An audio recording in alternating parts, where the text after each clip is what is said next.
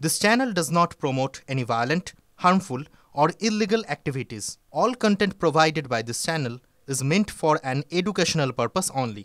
Top quality और consistent performance के लिए सिर्फ सिल्वर पंप नाम याद रखना। চাকরি হারিয়ে যারা পথে বসে আছেন তাদের উপর প্রকাশ্যে রণমূর্তি ধারণ করতে দেখা গেল সব্যসাচী দত্তকে। বিধাননগরের দাপুটে নেতার গাড়ি আটকাতেই মুখে যা এলো তাই বলে গেলেন বিধাননগর পুর নিগমের চেয়ারম্যান।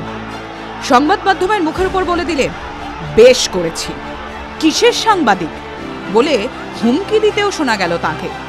প্রশ্ন উঠেছে, একজন জনপ্রতিনিধির মুখে কেন এমন কথা? পোড় খাওয়া এই নেতার রাজনৈতিক অতীত দেখলেই বোঝা যাবে নিজের দলের নেতাদেরও ছেড়ে কথা বলেন না তিনি। সেই 1990 থেকে তৃণমূল করছেন সব্যসাচী দত্ত। 2000 সালে প্রথমবার কাউন্সিলর হন তিনি। 2005 ও 2010 সালেও পুরো ভোটে নির্বাচিত হন তিনি। 2011 সালে অর্থাৎ তৃণমূল যেবার প্রথম ক্ষমতায় এলো সেবারই বিধায়ক হন সব্যসাচী দত্ত। 2015 সালে যখন কয়েকটি পুরসভা মিলে বিধাননগর পুর নিগম তৈরি হলো তখন সেখানে প্রথম মেয়র হন সব্যসাচী দত্ত। 2016তেও ফের বিধায়ক হন তিনি। 16 পর থেকে হাওয়া বদলাতে শুরু করে। একদিকে যখন রাজ্যে বিজেপির উত্থান হচ্ছে, অন্যদিকে তৃণমূলের অন্দরে সব্যসাচীর সঙ্গে বিরোধও বাড়ছে। এরই মধ্যে সেই সময় বিজেপিতে থাকা মুকুল রায়ের লুচি আলুর দম খাওয়ার কথা অনেকেরই মনে আছে। প্রায় 2 ঘন্টা সব্যসাচীর বাড়িতে থেকে বেরোনোর পর মুকুল দাবি করেছিলেন লুচি খাওয়া ছাড়া আর কিছুই ঘটেনি। 2019-এর লোকসভা নির্বাচনে বাংলায় বিজেপির আসন সংখ্যা বেড়ে যায় অনেকটাই।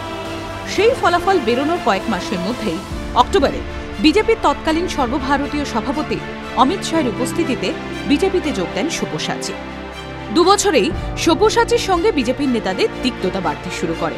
মতপার্থক্য তো ছিলই, তবে তৎকালীন বিজেপির রাজ্য সভাপতি দিলীপ ঘোষের সঙ্গে যেভাবে প্রকাশ্যে আসতে থাকে দ্বন্দ্ব, তাতে একরকম পরিষ্কার হয়ে গিয়েছিল যে বিজেপিতে হার বেশি দিন নয়। হলেও তাই 2021-এ তৃণমূল জেতার পর ওই বছরের অক্টোবরে আবার তৃণমূলে সব্যসাচী আবার পেলেন পুরো ভোটের টিকিট। সম্পত্তির হিসেব বলছে কোটি কোটি টাকার মালিক সব্যসাচী। বাড়ির সামনে দাঁড়িয়ে থাকে অডি, ফরচুনার। 2016 সালে যে হলফনামা দিয়েছিলেন তার হিসেব বলছে শেয়ার বাজার ও মিউচুয়াল ফান্ড মিলিয়ে সব্যসাচীর মোট বিনিয়োগ ছিল 2 কোটি 21 লক্ষ টাকা। সেই সময় তার মোট সম্পত্তির পরিমাণ ছিল 4 কোটি 59 টাকা। 2021 সালের নির্বাচনী হলফনামা অনুযায়ী 2019 ও 20 সালে সব্যসাচী দত্তের আয় ছিল 48,42,640 টাকা। 2018-2019 সালে তার আয় ছিল 37,16,495 টাকা। আর 2017-18 সালে তার আয় 30 লক্ষ টাকার বেশি ছিল।